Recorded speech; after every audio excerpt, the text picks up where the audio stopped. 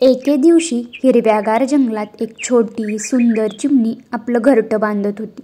तिचं घरटं अगदी नाजूक पण खूप प्रेमाने तयार केलेलं होतं. त्याच जंगलात एक मोठा, ताकदवान पण क्रूर हत्ती राहत होता. त्याचं नाव होतं गजराज.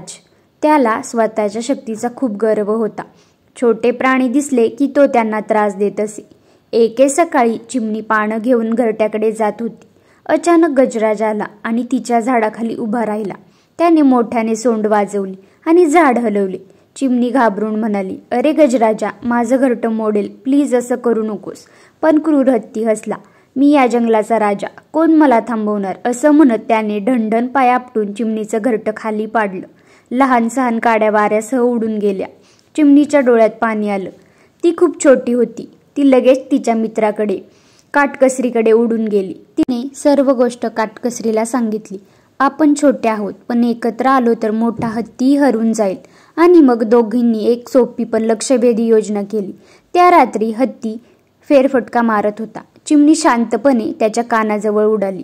काटकसरी हत्तीच्या कानात शिरली आणि आतून टोचायला लागली. हत्ती वेदनेने तडफडू लागला. "अरे कोण आहे? थांबा, थांबा!" तो मोठ्याने ओरडला. जंगल जागं झालं. हत्ती इकडे तिकडे पळाला, पण किडाच बाहेर आला नाही. चिमणी वरून हसत होती. शक्ती मोठी असली तरी बुद्धीची कदर ठेवावी. शेवटी हत्ती नमला. "बस कर, मला माफ कर, कृपया मला सोड." काटकसरी बाहेर आली आणि म्हणाली, "चिमणीचं घर तू मोडलंस, आता माफी माग."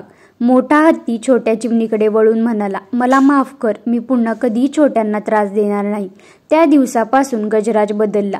चिमणीने पुन्हा घरटं बांधलं आणि यावेळी हत्तीने स्वतः मोठे पान आणि लांब काड्या आणून तिला मदत केली. नीती: शक्तीपेक्षा बुद्धी मोठी आणि छोट्यांनाही कमी समजू नये.